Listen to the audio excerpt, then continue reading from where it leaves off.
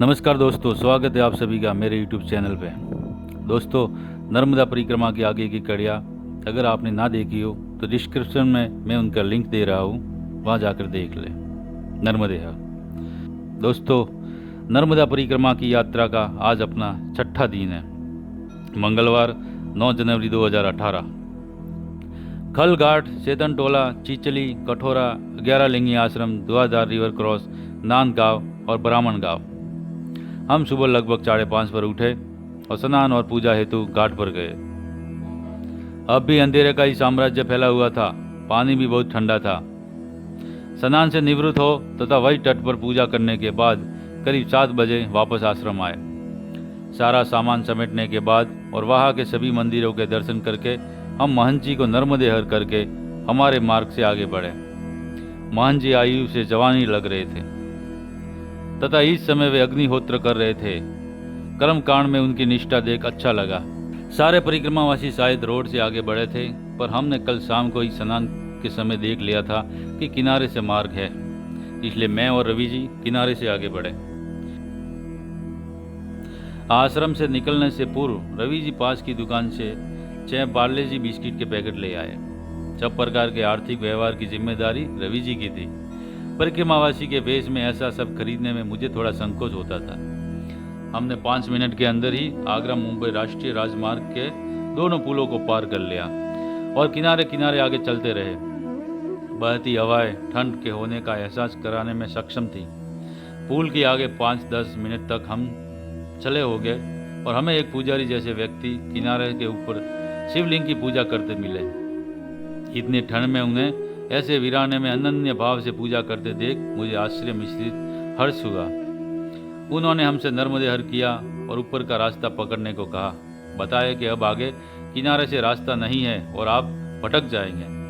मैया की कैसी लीला है, हमें भटकने से पहले ही सही मार्ग पर ला रही है। पुजारी जी ने वही दूर खड़े एक युवक से हमें आगे की पगडंडी बताने के लिए कहा। वो युवक हमें पगडंडी तक छोड़ आया। धंसती हुई फिसलन भरी पगडंडी पार कर हम ऊपर की पगडंडी में मिल गए।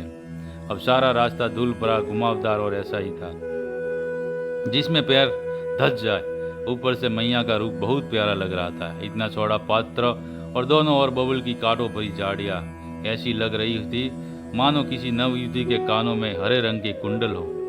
थकान महसूस होने की वजह से ऐसी मोहक जगह पर बैठने का मोह हम भी नहीं रोक पाए और आराम से उसी धूल में बैठ गए। रवि जी से मेरी कुछ कहासुनी हो गई और मैंने उन्हें कुछ कटु वचन भी कह दिए, जिसके कारण उनकी आंखों में आंसू आ गए। ये देखकर मुझे मेरे कहे पर बहुत पछतावा हुआ, पर अब क्या करें, अब तो बहुत देर हो चुकी थी। तभी वहाँ केरल के एक परिक्रमावासी आए जो भगवा वेशधारी थे तथा नंगे पांव परिक्रमा कर रहे थे। उन्होंने हमसे बहुत कम बातें की। उनकी मैया के प्रति भक्ति देख मैं गदगद हो गया। हमने भी 5 मिनट बाद वाद विवाद से हुई मानसिक थकान को मिटाकर चलना शुरू किया और 2 मिनट चलने पर ही एक आश्रम जैसा ढांचा दिखाई दिया जो अभी जागा था। वहाँ की अम्मा ने हमें नर्मदे हर किया और चाय और पार्ले जी के बिस्कुट दिए। इससे समझ आया कि परिक्रमावासी इसी मार्ग का अनुसरण करते हैं। ऐसी वीरान जगह पर रहकर परिक्रमावासियों की सेवा करने का व्रत लेना, वो भी ऐसी कम उम्र में, सच में धन्य है इन लोगों की मैया के प्रति आस्था। इनके सेवा भाव को नमन करने के लिए सिर्फ एक ही शब्द आता है मन में, नर्मदे हर। अब तो ऐसे ही चलते जाना था वीराने रास्तों से, कभी सबके साथ, कभी एकदम अकेले।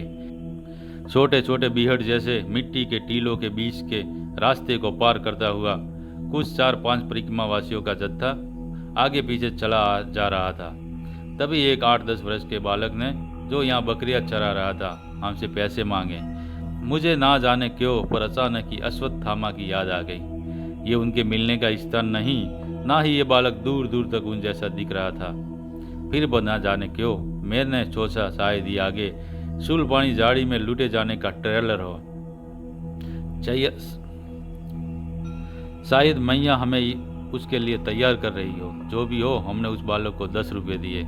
थोड़ा आगे जाने पर एक छोटी नदी माता को पार कर हम थकान मिटाने बैठे तो आपस में बात करने लगे। अच्छा हुआ हमने साइकिलें छोड़ दी, वरना इन रास्तों पर हम कैसे साइकिल चला पाते तथा कैसे उन्हें ऐसे नदी नालों को पार करवाते। यही से मैंने घर पर फ़ोन किया उन्हें हमारे साइकिल छोड़ पैदल आगे जाने की बात बताई। कम उम्र के मजदूरों के जत्थे ट्रैक्टरों में भरकर ईंट भट्टों में काम करने जा रहे हैं। इस उम्र में उन्हें अच्छी पढ़ाई और भोजन कपड़े की ज़रूरत है। ऐसे में भगवान इन्हें क्या क्या करने को मजबूर कर रहा है। सोचकर बहुत दुख हुआ, पर हम क्या कर सकते थे। आगे हम कठोरा गांव पहुंचे और उससे थोड़ा आगे बढ़ने में हम 11 लिंगी आश्रम पहुंचे। दोपहर के भोजन का भी समय हो रहा था और हम बहुत चल चुके थे, तो थोड़ा आराम भी करने का मन था, इसलिए हम आश्रम में गए। आश्रम बड़ा था, पर परिक्रमा वासियों का प्रबंध कुछ भेदभावपूर्ण लगा। मेरे को गले में टॉन्सिक के जैसा कुछ दर्द हो रहा था। कुछ भी गटकने में दर्द होता था, साथ ही सीने में भी दर्द था और अंदर से बुखार जैसा भी लग रहा था। इसलिए मैंने भोजन नहीं करने का निर्णय किया। मुझे लग रहा था ठीक से पेट साफ ना होने की वजह से ऐसे में बीमार जैसा हूँ। रवि जी अन्य परिक्रमा वासियों के साथ भोजन हेतु गए। एक माता राम सभी को खुले आंगन में धूप में गर्म भोजन करवा रही थी। तब तक मैंने परिक्रमा वासियों के लिए निर्धारित हॉल में आराम किया। भोजन के बाद हम आगे बढ़े। आश्रम से थोड़ा आगे आने पर हमें खेत में उन्हीं 2 बुजुर्ग परिक्रमा वासियों को देखा। एक आराम कर रहे थे तथा दूसरे हाथ में एक तारा ले कोई भजन गुनगुना रहे थे। हम उनकी तल्लीनता में बाधा डाले बिना शांति से आगे बढ़े। वो दोनों अपने में इतने खोए हुए थे कि उन्होंने हमें देखा तक नहीं। मेरी बीमारी की वजह से आज चलने की गति बहुत कम है तथा बार बार रुकना भी पड़ रहा है। रास्ते में मिलने वाले अधिकतम लोग या झोपड़ियाँ आदिवासी जैसे ही लग रहे थे। ना उनकी भाषा समझ में आ रही थी, ना उनके भाव। तपती गर्मी के बीच एक ऊंची पहाड़ी नुमा जगह पर आगे का रास्ता पूछने के लिए हमने वहां मौजूद एकमात्र झोपड़ी के बाहर आवाज दी, नर्मदे हर। बाहर आकर एक बुजुर्ग ने हाथ के इशारे से आगे का रास्ता समझाया, फिर भी दोबारा उनसे कंफर्म किया और आगे बढ़े। अब कुछ चट्टानों को पार कर उतरना था और ऐसे में अचानक ही जोर के पानी के वेग का गर्जन सुनाई देने लगा, मानो कोई बड़ा सा जलप्रपात हो। धीरे धीरे ध्वनि स्पष्ट होती गई और हम भी हृदय की बढ़ी हुई धड़कनों और फटी आंखों से अत्यधिक तेज बहाव से बहते और चट्टानों के बीच अचानक से गिरकर जोर से नाद करते काले नीले पानी को स्तब्ध खड़े देख रहे थे। 2 चट्टानों के बीच के उस प्रपात की चौड़ाई अधिकतम 10 फीट होगी, पर वो हर रूप से भेड़ा घाट के जल प्रपात की छोटी कॉपी ही लग रहा था। यहाँ इस वीराने में केवल हम 2 और इसको पार करने के लिए बना पुल, जिसे पास के गांव वालों ने परिक्रमा वासियों की व्यवस्था के लिए बनाया था, केवल 3 बिजली के सीमेंट के खंभों को आपस में बांधकर दोनों चट्टानों के ऊपर रखा गया था। मतलब कुल मिला अधिकतम 1.5 फुट की चौड़ाई। इसी चौड़ाई से हमें उस धुआंधार को पार करना था। हमने नर्मदा मैया को मन ही मन प्रणाम किया और डरते हुए नर्मदे हर का जय घोष कर रवि जी के पीछे मैंने उस डरावने प्रपात को पार किया। पानी का बहाव और उस वीराने में उसकी वो भयानक आवाज़ इतनी तेज थी कि उसको पार करने के बाद भी हमारी धड़कनों की गति कम नहीं हो पा रही थी। कुछ देर वही बैठकर हमने उस डरावने प्रपात का आनंद लिया। जो 2 पल पहले डरावना था वो इस पार आने पर रोचक लग रहा था। हमने यहाँ बिस्कुट खाए और पिकनिक जैसे उस प्रपात को देखते बहुत समय तक बैठे रहे। उसके बाद हम आगे बढ़े और करीब के एक गांव में पहुंच गए। गांव का नाम था नांदगांव। अभी सूर्यास्त में समय था तो हम और आगे बढ़ सकते थे। हमने आगे के गांव की दूरी पता की जो पास ही था और हम आगे बढ़ गए। दोनों गांव सटे हुए ही थे और देखते ही देखते हम ब्राह्मण गांव आ गए। यहाँ हमें लोगों ने एक मंदिर का पता बताया जहाँ सब परिक्रमावासी रुकते थे। हम भी वहाँ गए। वहाँ पति पत्नी और ससुर ऐसे 3 परिक्रमावासी रुके थे। हम हमारा सामान रखकर स्नान और पूजा के कपड़े लेकर सामने तट पर आए। वहाँ कुछ ग्रामीण इसी गांव की कुछ झांकी जैसी रंगोली बनाकर फोटो ले रहे थे। तट साफ ही था, पानी गहरा नहीं था पर कम और रुका हुआ लग रहा था। हमने स्नान किया और वही शांत वातावरण में पूजा की। इसी बीच सूर्यास्त होने लगा। हम अपने ही ख्यालों में खोए वापस मंदिर में आ गए। तब तक यहाँ वे 2 बुजुर्ग परिक्रमावासी आ गए थे। यहाँ सदाव्रत मिलने वाला था, मगर हमने रात का भोजन ना करने का निश्चय कर लिया था। उन 3 अन्य परिक्रमावासियों ने भी दोपहर में देर से ही भोजन किया था, इसलिए वो भी रात में भोजन करने वाले नहीं थे। आश्रम की देख रेख करने वाली माताजी ने आकर पूछा कि भोजन हेतु बर्तन और सामान ले लो। लकड़ी ले लो और भोजन बना लो। पर हम में से कोई भी भोजन नहीं करना चाह रहा था, पर वे 2 बुजुर्ग परिक्रमावासी भूखे थे, उन्हें भोजन करना था, पर वो बनाने में असमर्थ थे। अतः फिर मैंने और रवि जी ने हम 4 लोगों के हिसाब का सामान लिया, लकड़ी जला, चूल्हे पर बढ़िया मूंग दाल और चावल की खिचड़ी बनाई और मैया को भोग दिखाने के बाद हमने भोजन शुरू किया। साथ के 3 परिक्रमावासियों ने भी प्रसाद के स्वरूप थोड़ी थोड़ी खिचड़ी खाई। बूढ़े बाबा जी ने अपने थैले में से लाल लाल तीखी तीखी मिर्ची की चूखी चटनी भी हम सबको थोड़ी थोड़ी परोसी। उनका वो स्नेह आज भी आंखों को नम कर रहा है। हमने हंसी मजाक की, उनसे मैंने मराठी में बातें की।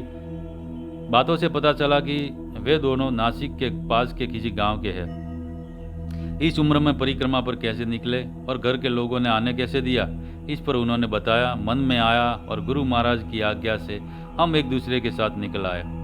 वे अपनी परिक्रमा से संतुष्ट लग रहे थे। उनको थोड़ा कम दिखाई और सुनाई देता है। उनसे पूछा, वो धुआंधार झरना कैसे पार किया, किसी की मदद ली क्या? तो बोले नहीं, बस मैया का नाम लिया और आराम से पार कर लिया। उन्हें मैंने बताया कि दोपहर में हमने आप लोगों को खेत में आराम करते और भजन गाते देखा था। इस पर वो बोले, हमें आवाज़ क्यों नहीं दी, हम भी साथ चलते। मैंने बताया कि हमने सोचा आप आराम कर रहे हैं, इसलिए हमने परेशान नहीं किया। ऐसी सब बातें करते हुए हमने हमारा भोजन समाप्त किया। हमने 4 लोगों के हिसाब से सामान लेकर खिचड़ी बनाई थी, पर हम 7 लोगों के खाने के बाद भी एक व्यक्ति पेट भरकर खा सके इतनी खिचड़ी शेष बची थी। वो हमने पास के एक कुत्ते को दी। उसके बाद हमने सब बर्तन धोए और अपने अपने आसन पर आ गए। बरामदे में कम ही जगह थी तो हम लोग सब सट कर ही सोए। सबके लेट जाने के बाद रवि जी टॉर्च की रोशनी में रात आज दिन भर का घटनाक्रम लिखते रहे और मैं रवि जी की लगन के बारे में सोचता रहा। दिन भर इतनी दौड़ धूप करने के बाद पता नहीं ये व्यक्ति लिखने का उत्साह और ताकत कहाँ से लाता है। इन बुजुर्गों के धैर्य और साहस की भी जितनी सराहना की जाए उतनी कम है।